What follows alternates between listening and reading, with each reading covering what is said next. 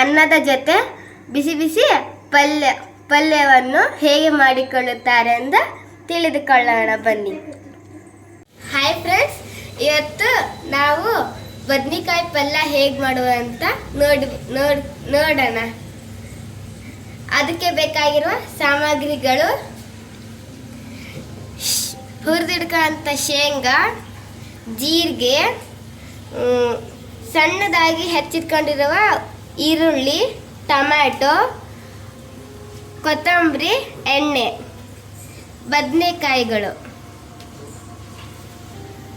ಬದನೆಕಾಯನ್ನು ತೊಳೆದು ಹೆಚ್ಚಿಕೊಂಡು ಬರೋಣ. ಈಗ ಬದನೆಕಾಯನ್ನು ಹೆಚ್ಚಿಟ್ಕೊಂಡಿರುವುದು, ಅದಕ್ಕೆ ಸ್ವಲ್ಪ ಉಪ್ಪು ಹಾಕೋಣ. ಸ್ಟವ್ ಮೇಲೆ ಪಾತ್ರೆ ಇಡಿ, ಸ್ಟವ್ ಆನ್ ಮಾಡ್ಕೊಳ್ಳೋಣ.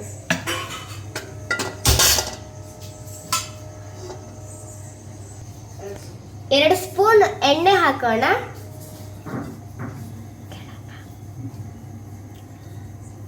ಅಪ್ಪ, ಈ ವಯಸ್ಸಿಗೆ ಅಡಿಗೆ ಕಲ್ತಿದ್ದೀನಲ್ಲ? ಕಲಿಬೇಕವ. ಹೊರಗಡೆ ದೇಶದಲ್ಲಿ, ಚೈನಾದಲ್ಲೆಲ್ಲ ಏನು ಮಾಡ್ತಾರಂದ್ರೆ, ಈ ಸಣ್ಣ ವಯಸ್ಸಿಗೆ ಪ್ರತಿಯೊಂದನ್ನು ಚಟುವಟಿಕೆಗಳನ್ನು ಮಾಡೋದನ್ನು ಹೇಳ್ಕೊಡ್ತಾರೆ. ಯಾಕೆ ಗೊತ್ತಾ?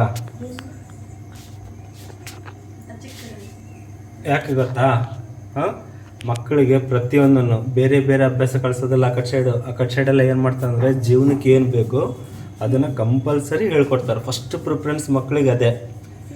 ಗೊತ್ತಾಯ್ತಾ? ಇದನ್ನು ಕಲಿಯೋದ್ರಲ್ಲಿ ತಪ್ಪಿಲ್ಲ, ಬಟ್ ಕಂಪಲ್ಸರಿ ಇದನ್ನೆಲ್ಲ ತಿಳ್ಕೋಬೇಕು ನೀವು ಜೀವನದಲ್ಲಿ. ಗೊತ್ತಾಯ್ತಾ?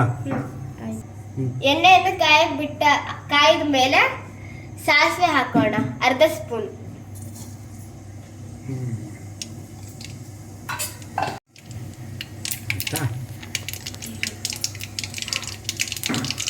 ಜೀವನದಲ್ಲಿ ಕಾರುಣ್ಯ ಯಾವಾಗನಲ್ಲಿ ಪಾಠ ಕಲಿಯೋದು ಪಾಠ ಒಂದೇ ಅಲ್ಲ, ಜೀವನದಲ್ಲಿ ಎಲ್ಲದನ್ನೂ ಕಲಿಬೇಕು. ಅದು ಈ ವಯಸ್ಸಿನಿಂದನೇ ಸ್ಟಾರ್ಟ್ ಮಾಡಬೇಕು. ಗೊತ್ತಾಯ್ತಾ? ಓದು, ಆಟ, ಇಂಥ ಚಟುವಟಿಕೆಗಳೆಲ್ಲ ಕೂಡ ನೀವು ಭಾಗವಹಿಸ್ತಾ ಇರಬೇಕು.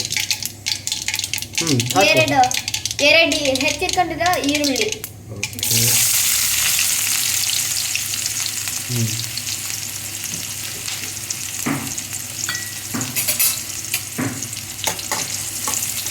ಇವೆಲ್ಲ ಜೀವನಕ್ಕೆ ಬೇಕಾಗಿರುವಂಥ ಏನು ಚಟುವಟಿಕೆಗಳು, ಇದು ಎಲ್ಲ ಭಾಳ ಇಂಪಾರ್ಟೆಂಟು. ಈ ವಯಸ್ಸಿಗೆ ನೀವು ಕೆಲಸ ಕಲಿಯೋಕ್ಕೆ ಸ್ಟಾರ್ಟ್ ಮಾಡಿದ್ರೆ ಮುಂದೆ ದೊಡ್ಡ ಆಗೋಷ್ಟಿಗೆ ಒಳ್ಳೆಯ ಒಂದು ನಾಲೆಜ್ ಬರುತ್ತೆ. ಗೊತ್ತಾಯ್ತಾ?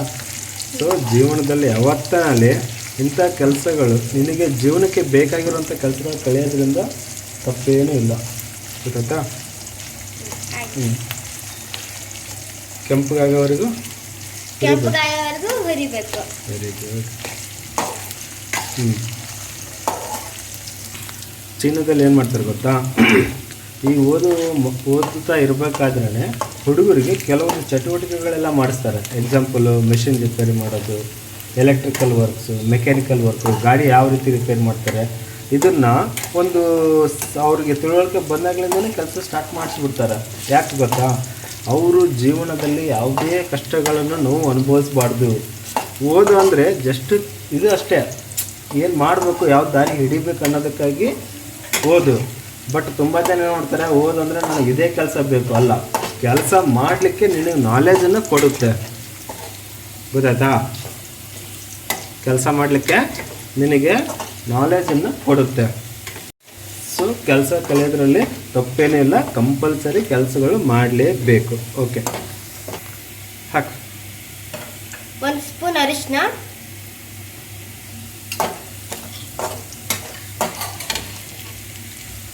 ಆಮೇಲೆ ಅರಿಶಿನ ಹಾಕಿದ್ಮೇಲೆ 1 ಟೊಮ್ಯಾಟೊ,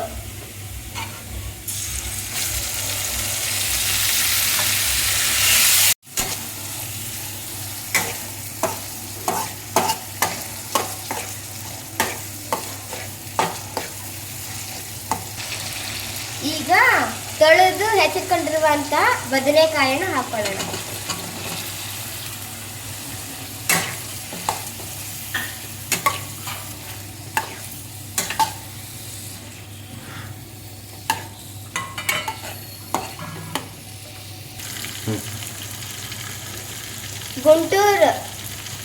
ಗುಂಟೂರು ಮೆಣಸಿನಕಾಯಿ ಪುಡಿ, ಇದು ಮಸಾಲೆ ಖಾರ ಪುಡಿ 1 ಸ್ಪೂನ್, 1 ಸ್ಪೂನ್.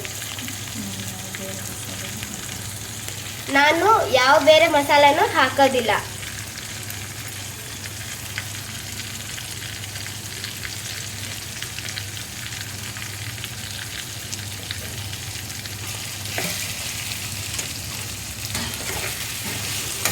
ನಮ್ಮ ಚಾನಲಿಗೆ ಸಬ್ಸ್ಕ್ರೈಬ್ ಮಾಡಿ.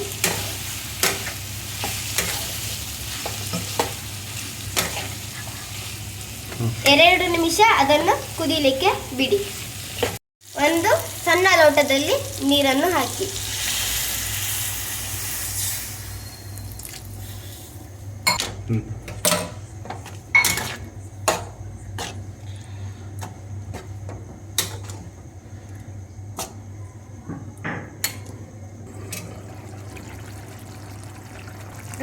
ರುಚಿಗೆ ತಕ್ಕಷ್ಟು ಉಪ್ಪು.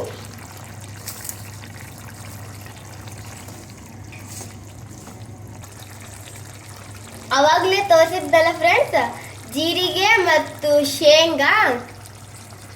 ಶೇಂಗಾ ಅದನ್ನು ತರಿಯಾಗಿ ಮಿಕ್ಸಿಗೆ ಹಾಕಿದ್ದೇನೆ.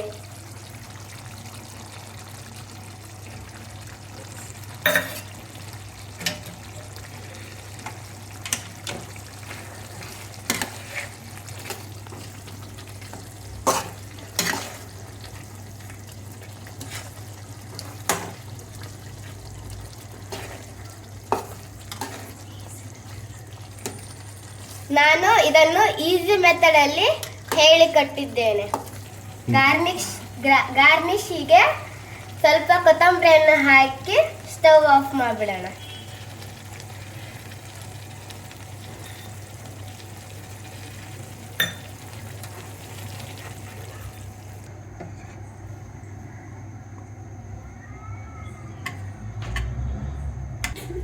ಬಿಸಿ ಬಿಸಿ ಅನ್ನದ ಜೊತೆ ಬದ್ನಿಕಾಯಿ ಪಲ್ಯ ರೆಡಿ.